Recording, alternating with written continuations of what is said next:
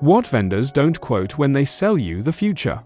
This podcast is AI generated. The hosts are fictional personas, and the episode is adapted from curated research articles and source material. Welcome back to Random News Brief. I'm Avery Quinn. And I'm Miles Arden.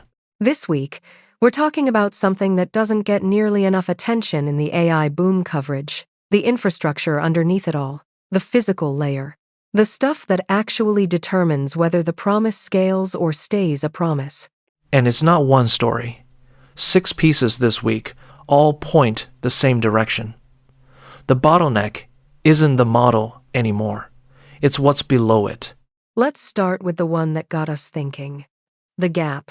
A quantum computer vendor will quote you a price. It will sound competitive. It will probably sound impressive.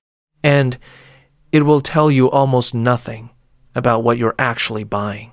A detailed analysis from Post-Quantum this week tries to break open the actual cost architecture behind quantum computing procurement. Not the marketing number, the number that shows up when you try to build, power, and operate a system at scale. The gap between the sticker price and the total cost of ownership is not a rounding error. It's the entire story.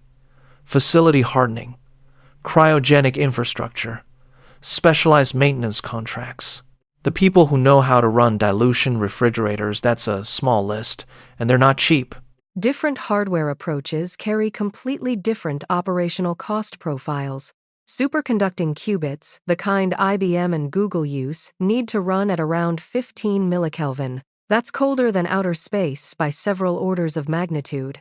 Achieving that temperature requires cascading helium-3 and helium-4 systems. Maintaining it requires expertise that basically doesn't exist at scale yet. So, a system that looks competitively priced at the hardware level may be wildly uncompetitive once you account for the building modifications, the RF shielding, the vibration isolation, the maintenance contracts. And none of that shows up in the quote. Which means procurement teams evaluating quantum systems on qubit count or gate fidelity alone are missing the operating cost dimension entirely. And that's the point. Capital allocators who are funding quantum companies on the basis of capability milestones, qubit counts, coherence times, need a more complete cost model, because capability and cost structure are not moving in parallel. You can have a system with better qubits that is more expensive to operate per useful computation than an older system with worse qubits but lower operational overhead. Vendors have not been eager to disaggregate that publicly. That's not a surprise, but it's useful to name it: the refrigerator. Which brings us to the piece that explains why the bottleneck isn't always the qubit design. Sometimes it's the refrigerator. Post-Quantum also published an analysis this week on cryogenic infrastructure, specifically the helium-3 supply chain, and how it determines whether a quantum system scales or fails. Helium-3 is not a commodity you order from a catalog. It is a byproduct of lithium production, specifically from weapons-grade tritium decay. The United States has historically controlled a significant share of the supply through national labs and defense inventory. That supply is not infinite. It is not obviously expanding. And here's the thing: as quantum computing programs scale, both in research and early commercial deployments, the helium-3 constraint becomes a bottleneck that could slow the field in ways that nobody is publicly discussing with the same urgency as qubit coherence or gate fidelity. Nobody wants to be the company that publicly acknowledges a material's bottleneck before they have a solution. Fair. But from the outside, that absence is informative. The companies that have thought carefully about cryogenic supply chain relationships that have secured their helium-3 access and built the expertise to run dilution refrigerators reliably have a structural advantage that doesn't show up in qubit count comparisons or benchmark scores. It shows up in due diligence reports, in S1 filings, in the conversations that don't get written into press releases. Exactly. And this matters beyond research. If quantum computing as a service is going to be a real business model, if companies are going to make uptime commitments to customers, then those commitments require reliable cryogenic infrastructure, which requires a helium, 3 supply chain and maintenance expertise that is not commoditized. So the companies that can operationalize the cryogenic supply chain are the ones positioned to survive the transition from capability demonstration to commercial service. The bottleneck is at the infrastructure level, not the qubit level. And infrastructure bottlenecks are solvable, but not fast. The grid. Okay, switch registers. Next Era Energy agreed to acquire Dominion Energy this week in a $67 billion deal. It will create the largest utility in the United States by market capitalization. The official framing is that AI-driven electricity demand is the catalyst. That's accurate, but incomplete. The more precise mechanism is that AI data centers have introduced a category of electricity demand that is geographically concentrated, duration long, and capital intensive at the generation layer. A single hyperscale AI training cluster can demand 100 to 500 megawatts of continuous power. That's equivalent to a small city. This isn't load you spread across an existing grid. It arrives at specific substations and interconnection points. The demand arrives concentrated, which means utilities near existing data center corridors have real leverage. And it doesn't pause. A data center commitment typically lasts 10 to 15 years under a power purchase agreement. That creates a contract backlog that utilities can take to regulators as evidence of need for new generation assets, which justifies rate-based expansion. Next Era's bet is that it can use its scale in renewable generation to underwrite the power purchase agreements AI companies need, while using Dominion's regulated rate base to de-risk the financing of new generation assets. That's the structural logic of this merger. Not just demand the specific way demand translates into a financial model. And this is probably the beginning of a consolidation wave. Previous utility M&A cycles were driven by low interest rates or regulatory arbitrage. This one is different. It's being driven by a step change in end demand that existing grid infrastructure cannot serve without new build, which gives larger, consolidated utilities structural advantages smaller players can't replicate. Cheaper capital investment-grade ratings mean lower borrowing costs, which directly reduces cost per kilowatt of new generation. Regulatory leverage, a utility representing 15% of a state's load, is harder to deny rate increases for than one representing 4%. Portfolio flexibility, a company owning both peakers and renewables, can offer AI customers a blended power product that a narrower utility cannot.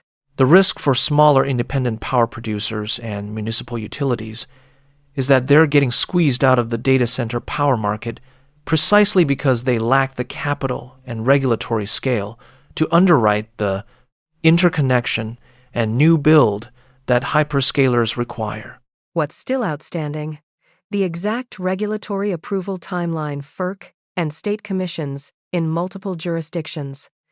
Whether Next Era has secured debt financing commitments. What happens to Dominion's clean energy transition capex plans under Next Era ownership? These aren't cosmetic details.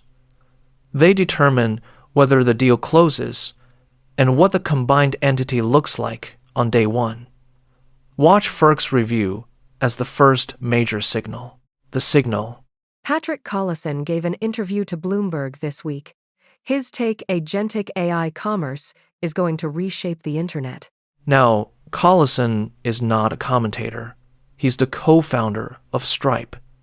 Stripe sits underneath a huge fraction of internet commerce as payment infrastructure. When he describes a structural shift in how AI commerce operates, the claim carries different weight than the same claim from an analyst.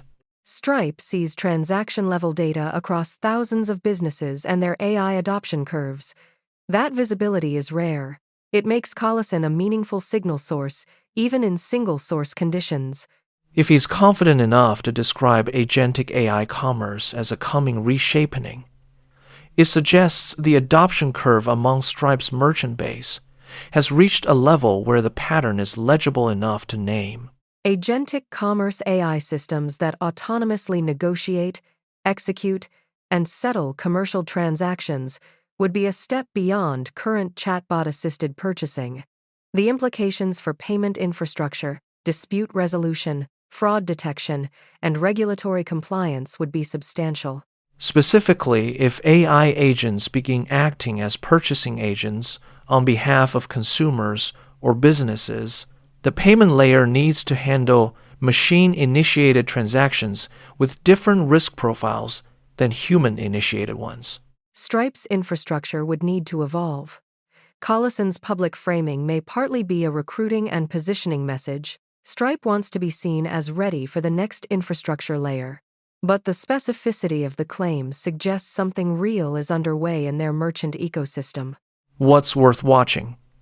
Whether Stripe publishes operational data transaction volumes, merchant AI adoption rates, agent-authorized payment shares that would support or complicate his characterization. Also, whether other payments infrastructure providers start using similar language. If the framing spreads across the industry, it suggests the shift is a shared operational reality, not just a Stripe observation. The counterpoints. Two more pieces worth noting this week. TechCrunch reported that Peak, a Berlin-based startup, more than doubled its annualized revenue to $10 million in a matter of months, citing people with direct knowledge of the company's performance. No official statement from Peak. No public filings. No independently verified financial statements. The growth trajectory is plausible in the context of Berlin's fintech and SaaS sector, but the evidence is too thin to treat as a confirmed commercial milestone. Anonymous source revenue claims in the pre-public stage are useful as signals, not as facts. The composition of that $10 million figure, the sustainability of the growth rate, whether Peak is profitable, all unverified.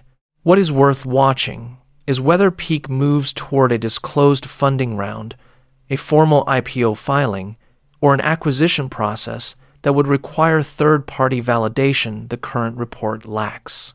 And MIT Technology Review published a survey on the current cybercrime landscape, how the criminal ecosystem has matured into something closer to a services industry, complete with customer support queues and uptime guarantees. Ransomware operations have evolved from smash-and-grab encryption to human-operated intrusions, where attackers spend weeks inside a network before deploying payload. Business email compromise has proven remarkably resistant to technical defenses because its success depends on human decision-making under pressure. The industrialization question is the important one. Criminal-as-a-service models now allow someone with no technical expertise to purchase a ransomware toolkit, contract for distribution, and collect a cut of the proceeds. The threat surface has expanded not because the most sophisticated actors have gotten more sophisticated, but because the median actor has access to tools that previously required specialized knowledge. Which means compliance-based security frameworks built around stopping the most sophisticated attack are structurally misaligned with where most losses actually occur. 3 things to watch as this develops.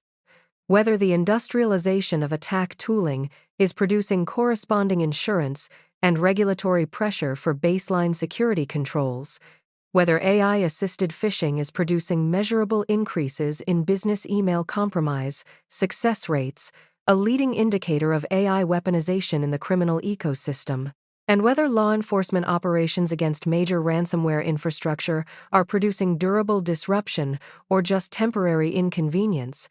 The synthesis. 6 pieces this week. Let's tie them together.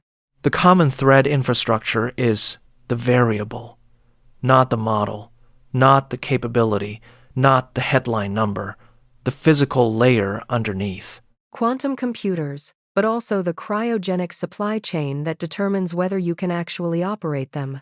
AI data centers, but also the power grid capacity and the utility consolidation logic that's reshaping who controls that capacity.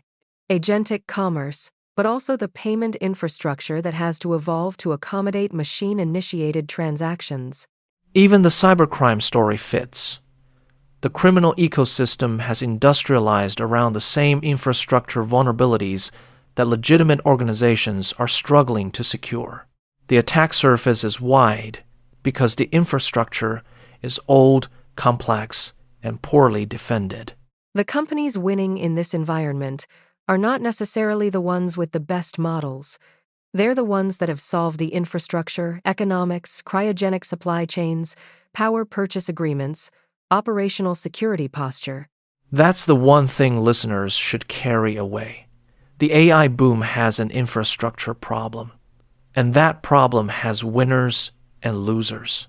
Exactly. The vendors will quote you a number. The real cost is something else. And understanding the gap is where the actual thinking happens. We'll be back next week with more. Thanks for listening. This podcast is AI generated. The hosts are fictional personas, and the episode is adapted from curated research articles and source material.